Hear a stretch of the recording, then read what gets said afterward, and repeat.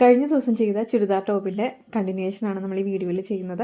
അപ്പോൾ നിങ്ങൾ ആദ്യമായിട്ടാണ് എൻ്റെ ചാനൽ കാണുന്നതെങ്കിൽ ചാനൽ സബ്സ്ക്രൈബ് ചെയ്യുക. തൊട്ടടുത്ത ബെല്ലൈക്കണിൽ ഓൾ എന്നൊരു ഓപ്ഷനുണ്ട്, അതും കൂടെ എനേബിൾ ചെയ്ത് കഴിഞ്ഞാൽ നിങ്ങൾക്ക് പുതിയ പുതിയ വീഡിയോസ് നോട്ടിഫിക്കേഷൻ വേണ്ടി കാണാൻ പറ്റും കേട്ടോ. വീഡിയോ ഇഷ്ടപ്പെട്ട് കഴിഞ്ഞാൽ ഫ്രണ്ട്സിനും ഫാമിലിക്കൊക്കെ വീഡിയോ ഒന്ന് ഷെയർ ചെയ്തിട്ട് കൊടുക്കണേ. അപ്പോൾ ലൈനിങ് ക്ലോത്തിൽ ഓൾറെഡി നമ്മൾ മെഷർമെൻറ്റൊക്കെ എടുക്കുന്നത് പറഞ്ഞായിരുന്നു.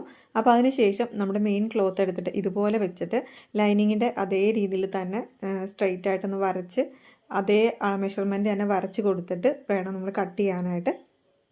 ലൈനിങ് ക്ലോത്തിൽ നമ്മൾ എടുത്തിരിക്കുന്നതിൽ മെഷർമെൻറ്റിൽ കുറച്ച് വ്യത്യാസം വരുന്നത് അതിൻ്റെ താഴ്ഭാഗത്ത് വിരിവ് വരുന്ന സൈഡിലാണ്. ഇപ്പോൾ ഞാനിപ്പോൾ കാണിക്കുന്ന ആ ഒരു താഴ്ഭാഗത്ത് നമ്മൾ സാധാരണ അറിയാലോ, നമുക്ക് എപ്പോഴും ടോപ്പിന് മെയിൻ ക്ലോത്ത് എടുക്കുമ്പോൾ കുറച്ചും കൂടെ നീളത്തിൽ നമ്മൾ ആ ഒരു മെഷർമെൻറ്റ് എടുക്കുന്നുണ്ട്.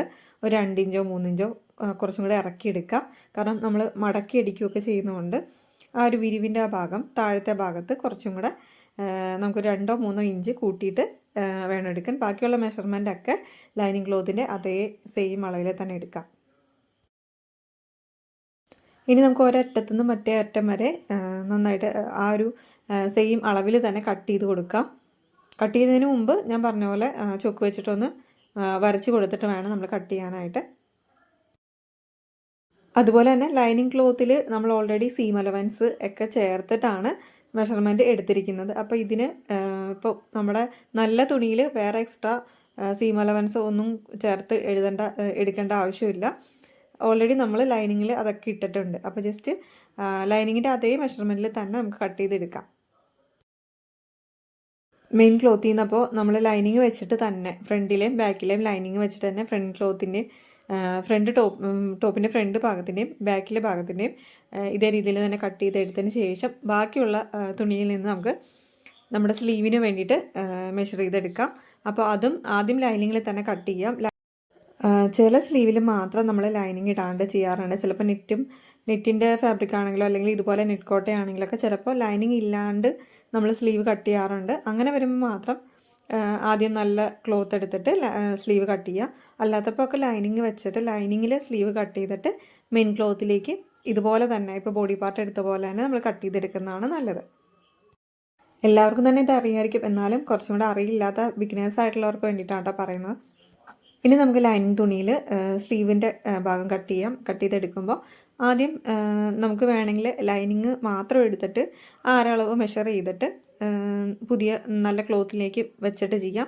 അതല്ലാന്നുണ്ടെങ്കിൽ ഇതുപോലെ സ്ലീവ് എടുത്തിട്ട് സ്ലീവിൽ മെഷർ ചെയ്യുന്നതിൻ്റെ ഒപ്പം തന്നെ താഴത്ത് നമ്മൾ മെയിൻ ക്ലോത്തും കൂടെ ഇതുപോലെ 4ആയിട്ട് മടക്കിയിട്ട് വരച്ചെടുക്കുക. അപ്പോൾ വരച്ചെടുക്കുമ്പോൾ ഈ മെഷർമെൻറ്റൊക്കെ ചെയ്ത് കഴിയുമ്പോൾ ഒരുമിച്ച് അങ്ങ് വെട്ടുകയും ചെയ്യാം. അപ്പോൾ ഈ രീതിയിൽ വേണമെങ്കിൽ ചെയ്യാം. അല്ലെങ്കിൽ ആദ്യമേ നമ്മൾ ലൈനിങ്ങിൻ്റെ മാത്രം വരച്ചിട്ട് മെയിൻ ക്ലോത്തിലേക്ക് ആദ്യം ബോഡി പാർട്ട് വെട്ടിയതുപോലെ വെട്ടാം.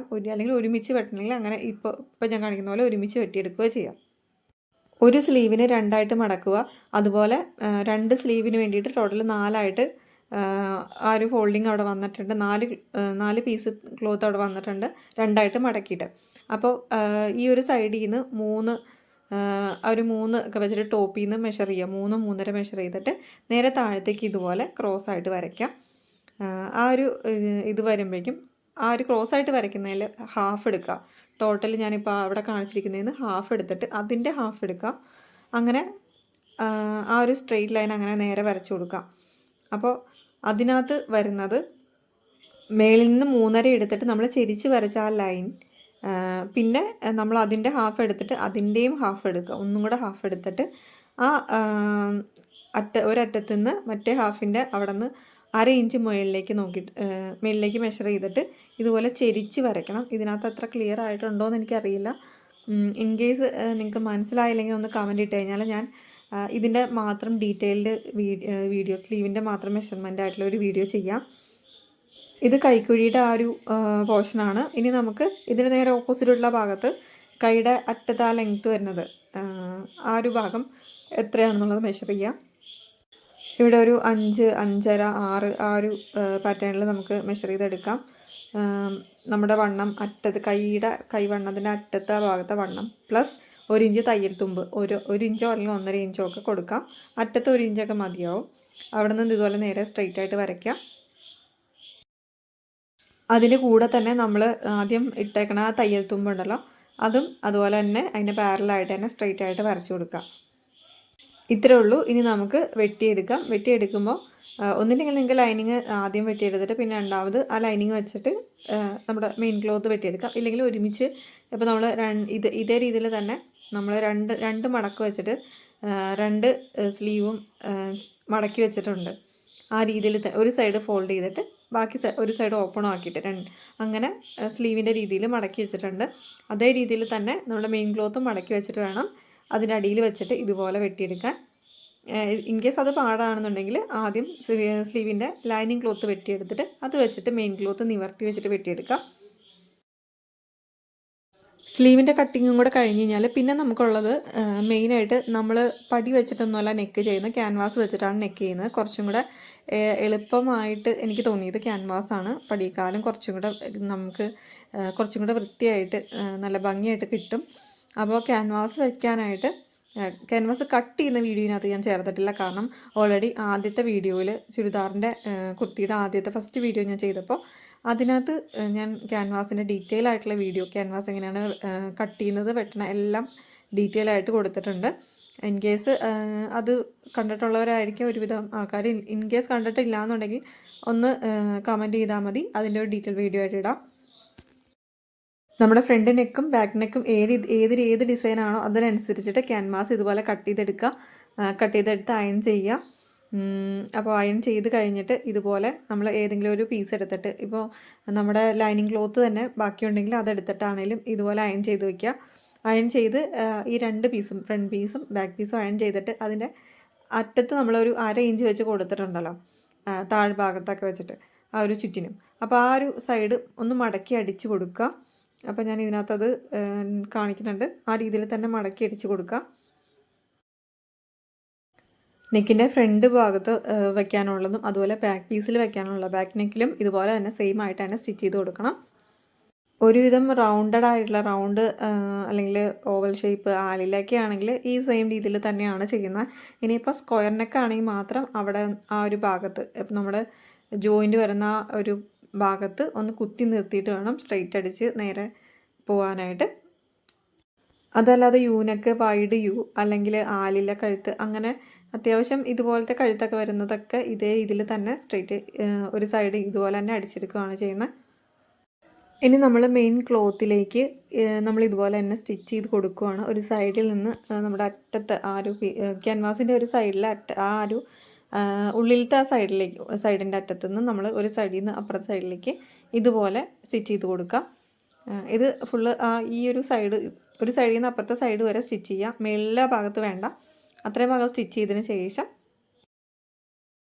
നമ്മൾ സ്റ്റിച്ച് ചെയ്ത ഭാഗത്തുനിന്ന് എവിടെയാണോ നമ്മൾ സ്റ്റിച്ച് ചെയ്തത് ആ ഒരു ഭാഗത്തുനിന്ന് 1/2 ഇഞ്ച് കുറച്ച് ഗ്യാപ്പ് വിട്ടിട്ട് നമ്മൾ കട്ട് ചെയ്തെടുക്കണം. അത്രയും ആ ഒരു തുണി കട്ട് ചെയ്ത് മാറ്റാം. അപ്പോൾ കട്ട് ചെയ്ത് മാറ്റിയ 1/2 ഇഞ്ച് ഭാഗം കട്ട് ചെയ്ത് മാറ്റുന്നതിന് ആ സൈഡിലുള്ള 1/2 ഇഞ്ച് ഭാഗത്ത് നമുക്ക് ചെറുതായിട്ട് വെട്ടിക്കൊടുക്കുക. സ്റ്റിച്ച് പോവാത്ത രീതിയിൽ ചെറുതായിട്ട് വെട്ടിക്കൊടുക്കണം. നെക്ക് ക്യാൻവാസ് മടക്കി അടിക്കുമ്പോൾ ഒരു ഫിനിഷിങ് കിട്ടാൻ വേണ്ടിയിട്ടാണ് നമ്മൾ അതുപോലെ ചെറുതായിട്ട് ഒന്ന് കട്ട് ചെയ്ത് കൊടുക്കുന്നത്. കട്ട് ചെയ്യുമ്പോൾ ആ ഒരു സ്റ്റിച്ച് നമ്മളിട്ട സ്റ്റിച്ചിൻ്റെ അവിടെ അതിൻ്റെ അടുത്തേക്ക് പോവാതെ വേണം കട്ട് ചെയ്തെടുക്കാൻ, ചെരിച്ച് കട്ട് ചെയ്തെടുക്കുക. ഇനി അത് മടക്കിയിട്ട് ക്യാൻവാസ് അത് അങ്ങനെ തന്നെ തിരിച്ച് മടക്കി വയ്ക്കുക. ആ മടക്കി വയ്ക്കുന്നതിന് മുമ്പ് ആ ക്യാൻവാസ് തിരിച്ച് വെച്ചിട്ട് നമ്മൾ കട്ട് ചെയ്ത ഉള്ളിൽ ചെറിയതായിട്ട് കട്ട് ചെയ്ത ഭാഗമുണ്ടല്ലോ അത് ക്യാൻവാസിൻ്റെ സൈഡിലേക്ക് ചേർത്ത് വെച്ചിട്ട് ഒന്ന് പതിച്ചടിക്കണം. ഇപ്പോൾ ഇതിനകത്ത് കാണിക്കുന്ന ആ ഒരു രീതിയിൽ ഒന്ന് പതിച്ചടിക്കാം. നമ്മൾ ക്യാൻവാസ് മടക്കി വെച്ച ആ ഒരറ്റം വരുന്ന ആ സൈഡ് ഓൾറെഡി നമ്മളിപ്പോൾ പതിച്ചടിച്ചിട്ടുണ്ട്. അപ്പോൾ അത് കഴിഞ്ഞിട്ട് നമ്മൾ മടക്കി വയ്ക്കുകയാണ് ചെയ്യുന്നത്. ഇനി നമുക്ക് സ്ലീവിൻ്റെ നല്ല വശത്ത് തന്നെ ലൈനിങ് ക്ലോത്ത് വെച്ചിട്ട് ഒന്ന് സ്ലീവിൻ്റെ അറ്റം അടിച്ച് കൊടുത്തിട്ട് അത് പതിച്ചടിച്ച് എടുക്കാം. അപ്പോൾ നമുക്ക് സ്ലീവിൻ്റെ അറ്റം നല്ല ഫിനിഷിങ്ങിൽ കിട്ടും. ഇപ്പം മുകളിൽ കാണുന്നത് ചീത്ത വശമാണ് നല്ല തുണിയുടെ. അപ്പോൾ നല്ല തുണിയുടെ നല്ല വശവും ലൈനിങ് ക്ലോത്തും കൂടെയാണ് ഒരുമിച്ച് വെച്ചിരിക്കുന്നത്. എന്നിട്ടാണ് സ്ലീവിൻ്റെ അറ്റം സ്റ്റിച്ച് ചെയ്ത് കൊടുക്കുന്നത്. സ്ട്രെയിറ്റ് ആയിട്ട് അങ്ങ് സ്റ്റിച്ച് ചെയ്ത് കൊടുക്കുകയാണ്. അത് മറിച്ചടിക്കുമ്പോഴേക്കും നമുക്ക് ആ ഒരു അറ്റം ഭാഗം ഒന്ന് പതിച്ചടിക്കാം തിരിച്ച് വെച്ചിട്ട്. അപ്പോൾ ഇപ്പോൾ കാണുന്നത് നല്ല വശമാണ്. ആ നല്ല വശത്ത് നമ്മുടെ ലൈനിങ് ക്ലോത്തിൻ്റെ സൈഡിലേക്ക് നമ്മൾ പതിച്ചടിച്ച ഒരു ജസ്റ്റ് ഒന്ന് അടിച്ച ഭാഗം ലൈനിങ് ക്ലോത്തിൻ്റെ സൈഡിലേക്ക് വെച്ചിട്ട് വേണം പതിച്ചടിക്കാൻ. ഇങ്ങനെ പതിച്ചടിക്കുമ്പോൾ നമ്മുടെ ലൈനിങ്ങിൻ്റെ അതേ സൈഡിൽ തന്നെ നമ്മുടെ അടിപ്പ് വരാൻ നോക്കുക. എന്നാലാണ് നമ്മൾ മടക്കി അടിക്കുമ്പോൾ ഒരു അടിപ്പ് കാണാതെ നമ്മുടെ സ്ലീവിൻ്റെ അറ്റത്ത് അടിപ്പൊന്നും കാണാതെ നല്ല ക്ലീൻ ആയിട്ട് ഇരിക്കുകയുള്ളൂ. നല്ല ഒരു ഫിനിഷിങ് കിട്ടുന്ന രീതിയിൽ വൃത്തിയായിട്ടൊക്കെ ഭംഗിയായിട്ട് ഇരിക്കണമെങ്കിൽ ആ ഒരു ലൈനിങ്ങിൻ്റെ ആ സൈഡിൽ തന്നെ നമ്മൾ പതിച്ചടിക്കാം. അപ്പോൾ നമുക്ക് ഇടുന്ന ഭാഗത്ത് ആ ഒരു അടിപ്പ് കാണില്ല. സ്ലീവിൻ്റെ അറ്റം ഇതുപോലെ ചെയ്തതിന് ശേഷം നമുക്ക് പിന്നെ ചെയ്യാനുള്ള ഷോൾഡർ എല്ലാം കൂട്ടി അടിക്കുക എന്നുള്ളതാണ്. അതായത് സ്ലീവ് ഷോൾഡറിനോട് ചേർത്ത് അടിക്കുക എന്നുള്ളതാണ്.